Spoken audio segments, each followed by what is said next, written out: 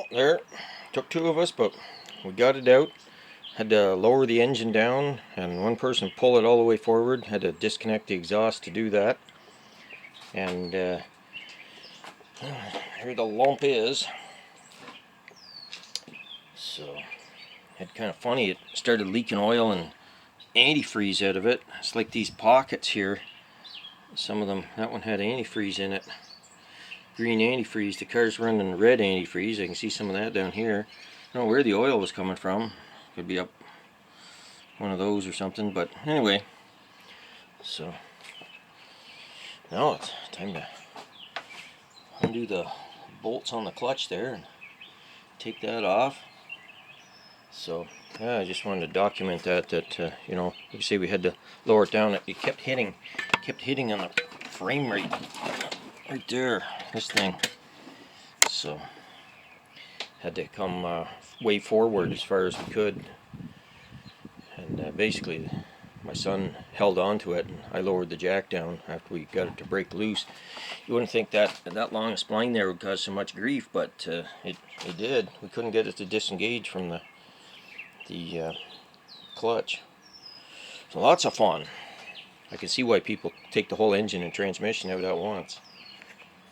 Might not be all that much more work. Of course, I better shut up because I haven't got it back in yet either. So got 6 of these 10mm head bolts hold the pressure plate in, and then another 6 of these 18mm head bolts hold the flywheel to the crankshaft. And these guys have obviously been Loctited in because they don't want to come out.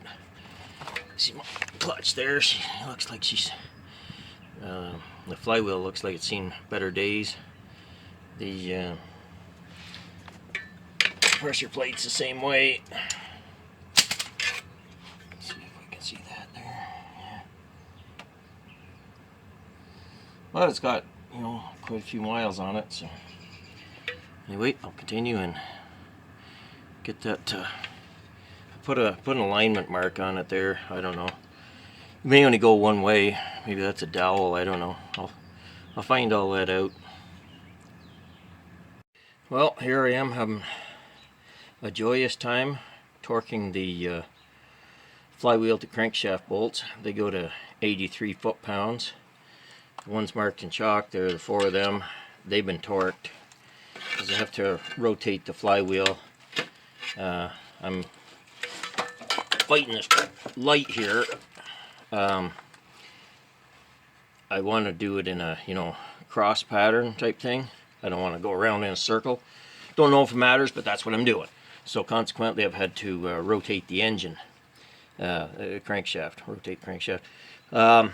So these are 18mm, and they're so short. I ground the socket flat.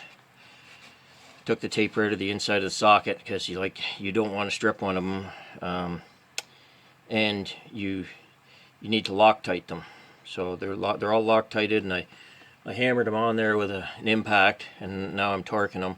They ain't needed a ways to go yet, but the way I'm accomplishing this, oh, gotta move light, is I got a 7/16 bolt here, about 2 inches long, with the nut on the back side in that transmission hole there. And then now this is going to be a pain in the arse here. Need about 14 hands to do this. Oh, maybe you can see it. And then I stick a pry bar up in there, and then I torque the nut. So it's definitely a two-handed job. Be nice if you had a second person to hold the thing. That way you get 2 hands on the torque wrench. But unfortunately, I got to do it with my left arm, and it's not liking it. But anyway, so that's the trick to stop the flywheel from turning there. Get it in the starter teeth. You don't want it to slip either. It's just a short one there, maybe a foot long or so. But that's how I'm managing to torque them. And always remember to wipe down the friction surface of the pressure plate here, and basically the whole surface of the flywheel with well, I use this stuff called Varsol. It's basically paint thinner, something to remove oil, because they will always have some type of preservative grease or oil on them to stop them from rusting.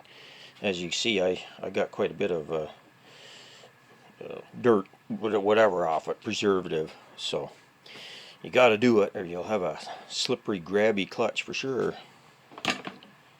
Right off the start, not a good thing. So here we've got the shifter mechanism out of the transmission. I'm going to do some preventive maintenance and replace that pesky pin in it there that broke on my other car. So why take chances? Just put in a grade 8 bolt, and I'm sure it'll last the rest of the life of this car. So it comes right out there where I got her covered up there. Yeah, you can see the hole there. 6 bolts.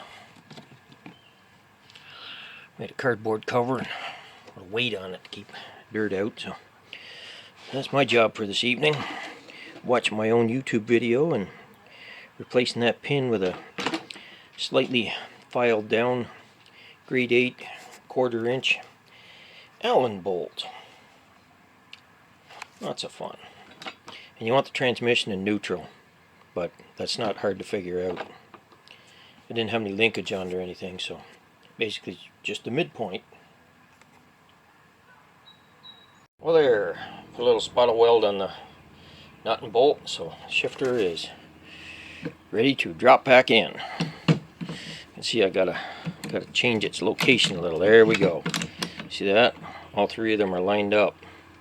I'll show you why that's important. Got the trans opened up here, and you can see the shifter fork or whatever it is there. All 3 of those are lined up. See the gears down in there, etc. I figured I'd get smart and dump the transmission fluid right in the top. A whole lot faster than putting in a plug on the side. So yeah, you need all 3 of these lined up to slide your shifter back in. Makes sense, right? So this is 2003 Focus here at the Z-Tech. I put a new PCV valve in it, and the pipe-shaped elbow here, about 3/4 of an inch of it, was bonded to the steel tube, so it tore off. So what I did here, I welded a tab on the steel pipe, moved the bolt hole over 5/8 to 3/4 inch, and now this will insert back into it, and I'll be able to bolt it back up. This end of it here doesn't matter because it's a flexible hose on it. It'll move over the 3/4 inch, not a problem. And I'm going to put a hose clamp on it. I'm also probably going to put some high temp silicone or something there to help it seal. But it's a pretty tight fit in there. So anyway, just welding that little tab on there was the solution. I could have used either that or extending the tube, but I figured this is thicker metal, so it'd be easier to weld. So hopefully that works out okay. You need the bolt hole though, because you know the engine vibrates and shakes around, so you want it held there. And I'm putting a hose clamp on it there just to help make sure it's going to seal also. So here's the worn pressure plate and flywheel and clutch disc. The clutch disc starts out about 230 thou thick. No, sorry, 330 thou. This one's worn to about 230, so 100 thou is worn off it, and that's thinner than what they recommend. But I was still driving the car fine for pushing 6 months that way. Well, I wasn't going to replace the clutch, in December, so I limped it. You just gotta drive it easy. Instead of going up a hill in 5th gear, put it in 4th gear, and don't mash down on the gas pedal. You just don't want to put too much torque on it at once. You gotta be easy. Rev it higher in the gears, rev the RPMs higher in the gears, and then, like I say, going up a hill, you gotta drop a gear and you just can't have floorboarded throttle. Like, you got to be easier with the throttle. Anyway, I'll go over and show the car there. So the Focus is all back together and running. I've been driving it for a week now. No big problems. Finally fixed my antifreeze leak, I think. It was the hose on the back of the thermostat there had a pinhole in it. And now I've switched her over to green antifreeze from the orange stuff it was running for some unknown reason. It's shifting fine, the clutch works great. It barely comes off the floor before the car starts to move. Totally different than what it was. So the one thing I wanted to mention was that I reused the old flywheel and clutch pressure plate bolts. Just Loctited them in.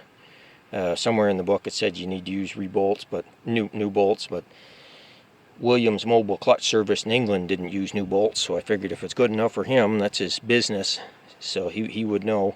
So I reused them, and everything's fine so far, and I expect it'll stay that way. So anyway, it's all good. A successful job.